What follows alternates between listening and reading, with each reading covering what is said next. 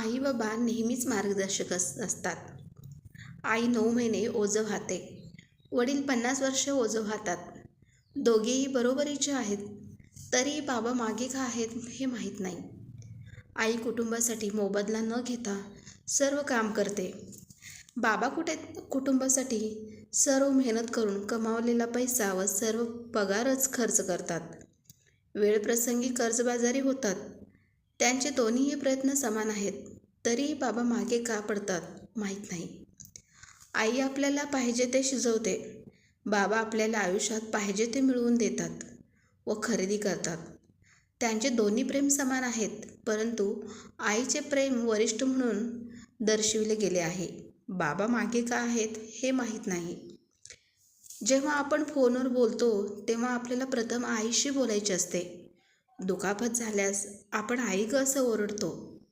जेव्हा संकट कुठलेही येवो तेव्हा बाप रे असे ओरडतो आणि बापाची आठवण काढतो.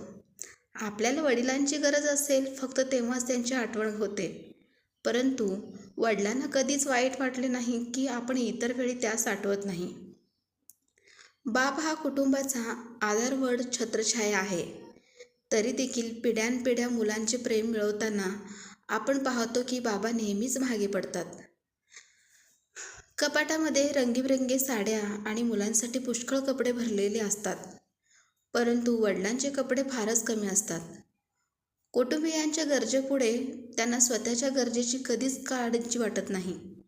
बाप कुटुंबासाठी रात्रंदिवस अनेक जबाबदाऱ्या घेऊन कुठेही गेला तरी संध्याकाळी बेरात्री मुलांच्या काळजीने घरी येतो.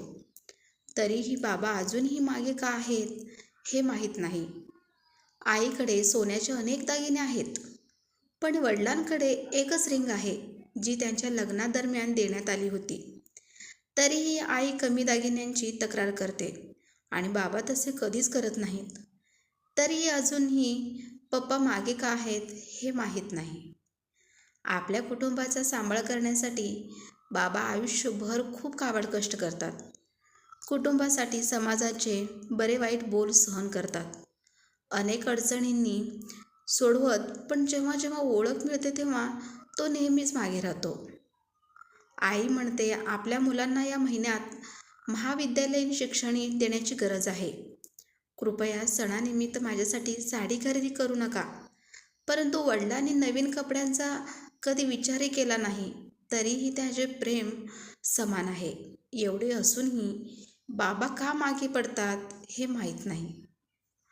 आई वडील म्हातारे झाल्यावर मुले म्हणतात, आई कमीत कमी घरातील कामकाज मदत करते, पण बाबा निरुपयोगी आहेत. कारण आई मुलांच्या राज्यात किचनमध्ये मदत करू शकते, लहान मुलांचा सांभाळ करू शकते, पण बाबा हे करू शकत नाहीत. कारण ते मर्यादा असतात. त्यामुळे बाबा काही कामाचे राहत नाहीत, म्हणून त्यांचा तिरस्कार केला जातो. हे वास्तवादी सत्य आहे. वडील मागे किंवा मागच्या बाजूस पिछाडीस आहेत, कारण ते कुटुंबाचा कणा आहेत. त्यांच्यामुळेच आपण सगळे उभे आहोत. कदाचित हेच कारण आहे की ते मागे आहेत. आई श्रेष्ठ आहे, पण म्हणून बाबा कनिष्ठ नाहीत. एक गोष्ट निर्विवाद सत्य आहे की कुठलाही मोठेपणा न मिरवणारा हा बाप आमचा भक्कम आधार आहे. त्या बापाची किंमत तेव्हाच कळते जेव्हा मोठे संकट किंवा एखादी जबाबदारी आपल्यावर येते. तेव्हा बापाची आठवण होते. आई वडील हेच दैवत आहेत, त्यांचा आदर करा. आज हे म्हातारे झाले आहेत तसे तुम्ही म्हातारे होणारच आहात हे ध्यानात ठेवा.